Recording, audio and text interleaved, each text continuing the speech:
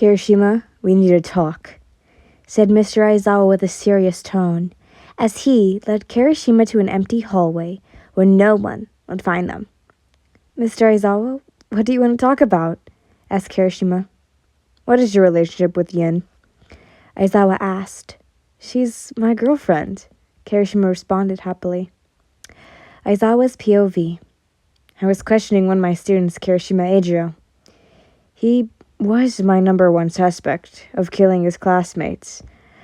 I have discussed with the police about this matter and told me to question him so that he would be more at ease since the murderer was really good at not leaving any evidence behind. We have to make sure they're not on guard, and since Kirishima was our suspect, I was the one who had to talk to him, just in case. I continued to ask him, even though the way he responded to my questions seemed very normal. Something about it seemed off. Now, Kirishima, I have one last question before I let you go. Was all I received from him. What were you doing at the night while Bakugo was missing? I asked, glaring at him. That was when my expression changed. It was no longer happy-go-lucky kind anymore. It was the serious, intimidating kind. Looks like he's being cautious. I was sleeping. What else? Kirishima said in an annoyed tone. He seemed pissed. How suspicious. Oh. Then why didn't you have any reaction when you found out that Bakugo was dead? There you are, Kiri. I've been looking for you. I was cut off by one of my students. Ian. Shit, I can't continue the questioning. Oh, hey there, Mr. Aizawa. Yin said, smiling, as she grabbed Kirishima and walked away. Great. Now I got to find another way to expose him. All I know is that he was the murderer. I've seen him many times acting very suspicious. I even saw him dragging Bakugo's body. All I need is just proof that he was the murderer. My God. Aizawa's flashback. I was taking a midnight stroll somewhere near the woods, since I was unable to sleep when I heard rustling coming from the forest. I hid behind a big tree and watched my surroundings. Surprisingly, I saw one of my students, Kirishima. What he was doing here, and shouldn't he be sleeping back at the dorms? He isn't supposed to leave the dorms in the first place. I was just about to approach him and reprimand him when I saw him dragging something which seemed like a body. Well, surprisingly, it was a body. Not just any body. It was Bakugo's body. He was badly bundled up over and he had nails nailed in his hands and feet. His head was bleeding profusely. After Kirishima dumped his body, I followed him, seeing what he would do. Apparently, he went back to the dorms.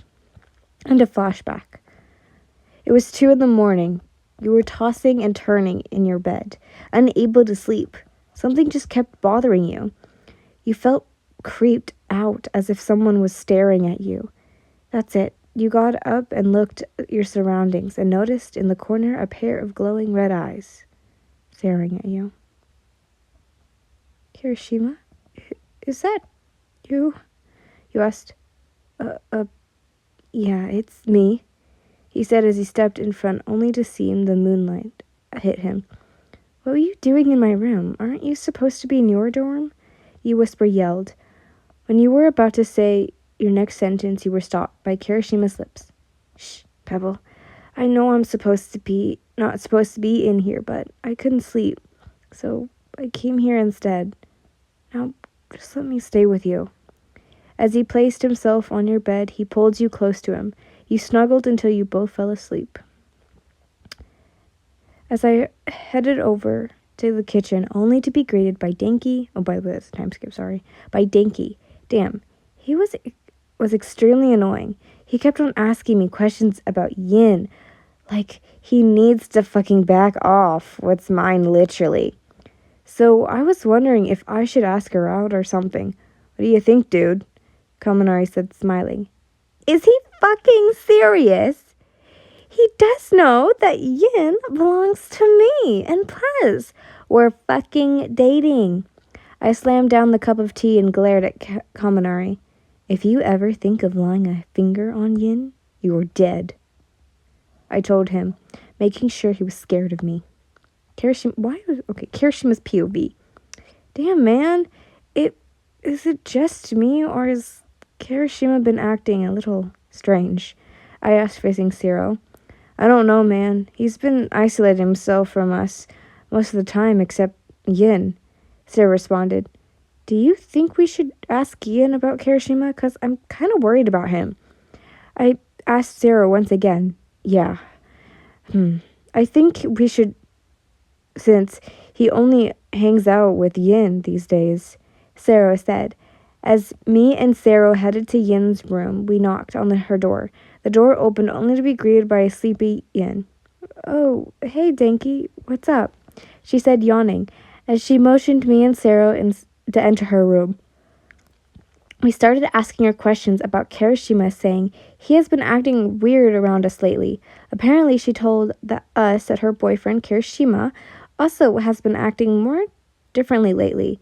She said that Kirishima has been more toxic in certain ways, where he will tell her not to do a certain thing, and he also has mood swings. For example, when he gets angry about Yin talking to another guy, he can just be cuddly at the next. Was very, very suspicious, since he was never acted this way before. Oh, well, anyways, thanks for the info, Yin. We're gonna go now. I waved to the girl and exited her room. Kirishima's POV. I saw Denki and Zero coming out of Yin's room. What the heck were they doing in there? Is she cheating on me?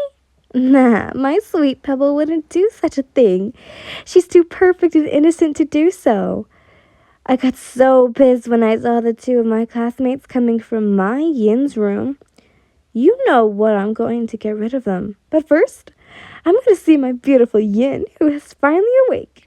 As I came into her room, she flinched from the sudden entrance. It was so cute. My Yin, and I cupped her cheeks and gave her a kiss on the lips. Good morning, my sleepyhead, I said as my heart fluttered with joy, as she was just so cute and she gave me a kiss on the cheek and hugged me. Aw, so sweet. We talked and talked until she mentioned Bakugo, that bastard's name. Hey, Kiri, don't you miss Bakugo? She asked. Yeah, I miss him. I miss him a lot, I said, trying not to show any signs of disgust as I said those words. Oh, I also miss him too. He was such a great friend and everything. Even though he may be mean, he's still nice and would be the greatest friend you ask for. She said, looking disappointed. I couldn't. She was thinking of Bakugo instead of me? My chest. Wait, yeah. Oh, me, even though he was dead, I hated him even more. I pulled Yin to my chest and said, There, Pebble. Everything's all right. You have me now. I tried comforting her. That's right. Pebble only thinks of me. In fact, you're only meant to think of me and no one else. Time skip. School was normal as usual, but Kirishima was acting weird. He kept giving Denki and Zero death stares, and when I asked what was wrong with his mood, he would just change, and all of a sudden he'd be that sweet, caring guy. When class was over, I told him to speak to Mr. Aizawa.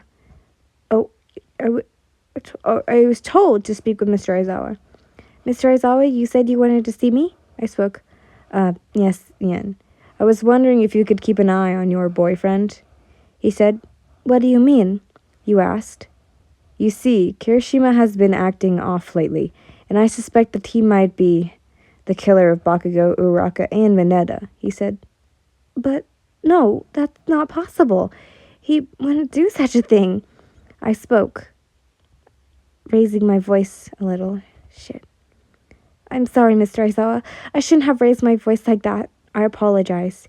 He said it was okay, and that he understands why I refused to suspect Kirishima as the murderer, but then I agreed to Mr. Aizawa to monitor Kirishima. I mean, he has been acting strange lately.